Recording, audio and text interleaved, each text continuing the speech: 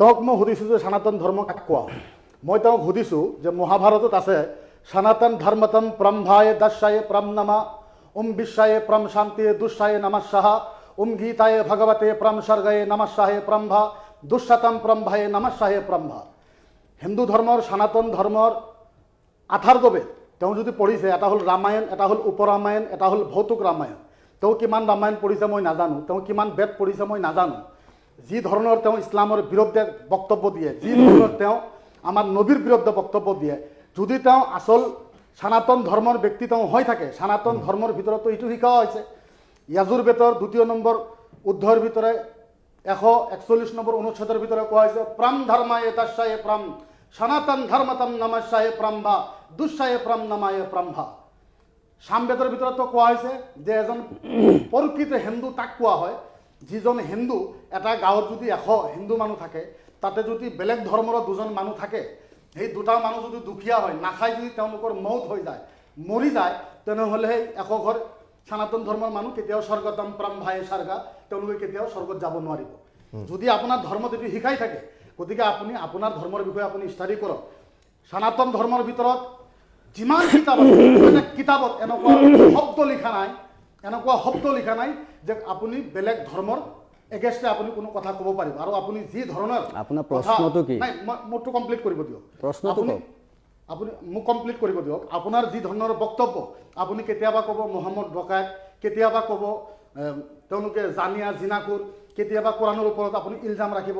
আপুনি যিখিনি বক্তব্য ছ'চিয়েল মিডিয়াৰ মাজত আপুনি ডাঙৰ হোৱাৰ কাৰণে দি আছে, আপোনাৰ ধৰ্মৰ কোনখন কিতাপৰ ভিতৰত ইজাজত আপোনাক দিছে, হুকুম দিছে যে আপুনি আন ধৰ্মৰ বিৰুদ্ধে এনেকৈ আপুনি বক্তব্য দিব পাৰিব? কোনখন ধৰ্মৰ কিতাপত লিখা আছে আপুনি দেখাই দিয়কচোন মোক আজি। আপুনি আমাৰ প্ৰফিটক গালি দিব, আমাৰ নবীক আপুনি ডকাইত বুলি ক'ব, তাৰ পিছতো আপোনাৰ লগত ভাল ব্যৱহাৰ কৰিব লাগে, ভাল কৰিব লাগে। হজৰতটো ডকাইত কেনেকৈ ডকাইত আপুনি কওকচোন? হজৰত ডকাইত এইটো অসমৰ ৰাইজ শুনক। আজি যদি এই জাগাৰ ভিতৰত মই শ্ৰীকৃষ্ণৰ বিষয়ে যদি কিবা এটা কৈ দিলো হয়, আজি ইয়াতে মোক গল কাটি পেলাই হত্যা কৰা হল হয়, আজি মোক জেলত পঠিয়াই দিলে। আজি সত্যৰঞ্জন বৰা নিচিনা মানুহ ২ টকাৰ হিন্দু বুলি তেওঁক মই কৈছো, ২ টকাৰ হিন্দু, যোনে সনাতন ধৰ্মৰ বিষয়ে কোনো জ্ঞান নাই, আজি এনে ধৰণৰ ব্যক্তি এটা আজি আমাৰ প্ৰফিটৰ ওপৰত এনেকুৱা হামলা কৰি আছে, কিন্তু অসমৰ ৰাইজে চাই আছে, অসমৰ চৰকাৰে চোৱা নাই নেকি? কাৰণ আপুনি ভাৰতত আছে, হিন্দু সহনশীল কাৰণে হিন্দুক ইমান গালি পাৰিও আপুনি ইয়াত বহি আছে। মই আপোনাক সুধিছোঁ ৰামায়ণ কেইখণ্ড আপুনি কওকচোন, ৰামায়ণ কেইখণ্ড? আপোনাৰ এই কথাবোৰৰ চাওক, যিটো স্পেচিফিক আপোনাৰ সনাতন ধৰ্মৰ হৈ প্ৰচাৰ কৰি আছে, ৰামায়ণ কেইখণ্ড আছে আপোনাৰ লগত? মই ৰামায়ণ কিমান চনত লিখা হৈছে? ৰামায়ণ কিমান পুৰণা কিতাপ আপুনি কওকচোন? মুফতি ৰামায়ণ নাই, ৰামায়ণ কেতিয়া লিখা হৈছে? মুফতি ডাঙৰীয়া, আপোনাৰ তাত উত্তৰ নাই, আপোনাৰ তাত উত্তৰ নাই। আপুনি হিন্দুৰ ওপৰত, আপুনি সনাতন ধৰ্মৰ ওপৰত লিখা পঢ়া কৰক, আপুনি কোৰাণৰ ফালে যাব নালাগে।